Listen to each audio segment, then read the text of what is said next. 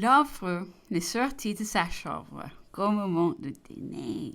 Il est revenu encore sur Madame de Maintenon, qui était sa lecture du moment, son style, sa grâce, la pureté de son langage, mais ravissant, a-t-il dit. Je me recommande. Si je suis violemment heurté par ce qui est mauvais, j'ai une sensibilité exquise pour ce qui est bon. Je crois que je préfère les lettres de Madame de Maintenon à celles de Madame de Sévigny. Elles disent plus des choses. Madame de Sévigny certainement restera toujours le vrai type.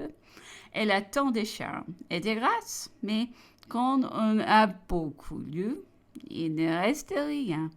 Ce sont des œufs à la neige dont on peut se rassasier sans charger son estomac.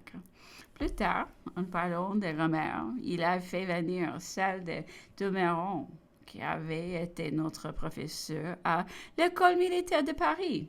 Il a parcouru avec plaisir ce qu'est l'influence de la jeunesse, disait-il. Je soupçonne bien qu'elle n'est pas la meilleure des grand-mères, mais elle n'en sera pas moins toujours pour moi celle qui aura le plus de traits. Je ne ouvrirai jamais sans éprouver une certaine charme. Samedi 7, faute de ministre anglais, moyen laissé à l'Angleterre pour l'acquittement de sa dette, réduction du gouverneur. L'empereur n'est pas sorti de la journée. Le gouverneur a apparu sur le terrain avec un groupe nombreux. Nous avons vu à son approche. Plusieurs bâtiments ont été signalés. Appelé chez l'empereur, je l'ai trouvé occupé d'un ouvrage sur l'état de l'Angleterre. Ce point est devenu le sujet de la conversation. Il a beaucoup parlé de l'énormité de sa dette, de la coucherie de la paix qu'elle avait conclue, les divers moyens qui s'offraient à elle de se tirer d'affaire. Napoléon a essentiellement l'instinct de l'ordre, les besoins de l'harmonie. J'ai connu quelqu'un qui, vivant dans les chiffres confessés, ne pouvait entrer dans un salon sans y additionner irrésistiblement tout aussitôt et de force. Les personnes qu'il y a percevaient à table, c'était les plats, les verres. Napoléon, dans une atmosphère plus noble, dans une région plus élevée, avait aussi son acte irrésistible. C'était celui de mettre en marche les grands et de développer les beaux. S'il s'occupait d'une vie, il suggérait aussitôt de l'amélioration des embellissements, des monuments. S'il arrêtait sur une nation, il traitait à l'instant des voies de son illustration, de sa prospérité, de sa grandeur, de ses meilleures institutions. C'est ce qui vaincrait, qui procédant auront déjà présenté à l'intelligence, à la sagacité de chacun. L'empereur, pas les journaux, les ouvrages ou notre situation étaient constamment ramenés par la force des choses sur l'Angleterre. Il revenait donc souvent sur ce qu'elle avait dû faire, sur ce qui lui demeurait à entreprendre, sur ce qui pouvait lui procurer un avenir plus prospère. Je vais tâcher de recueillir ici quelque peu de ce que je lui ai entendu dire à cet égard en diverses occasions, où je lui disais le système colonial que nous avons connu est fini pour tout.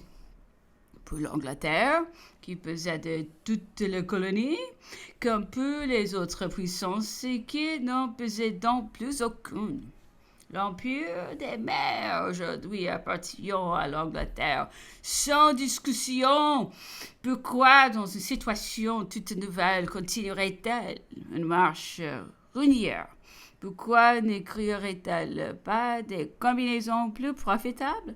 Il faut qu'elle imagine une espèce d'émancipation de ces colonies aussi bien beaucoup lui échapperont avec le temps et se tâtait à profiter du moment pour s'assurer le lien nouveau et des rapports plus avantageux. Pourquoi la plupart de ces colonies ne serions-elles pas suscitées à acheter leur émancipation de la mère patrie au prix d'une quantité de la dette générale qui diront très spécialement la sienne, la mère patrie, s'allégerait de ses charges et n'en conserverait pas moins tous ses avantages. Elle conserverait pour lui la foi des traités, les intérêts réciproques, la similitude du langage, la force de l'habitude. Elle se recevrait d'ailleurs parfois de garantie un seul franc fortifié, une rate de plus et vaseaux, à la façon des comptoirs d'Afrique. Que perdrait-elle? Rien! Et elle sauverait les embarras, les frais d'une administration qui ne la font que trop souvent détester. Les ministres auraient, il est vrai, quelques places de moins de donner, mais la nation recueillerait certainement davantage.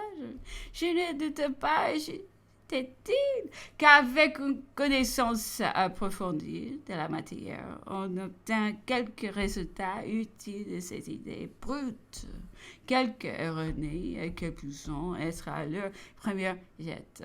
Il n'est pas jusqu'à l'un de même dont il ne fut possible, sans doute, de tirer quelques reparties par quelques combinaisons nouvelles.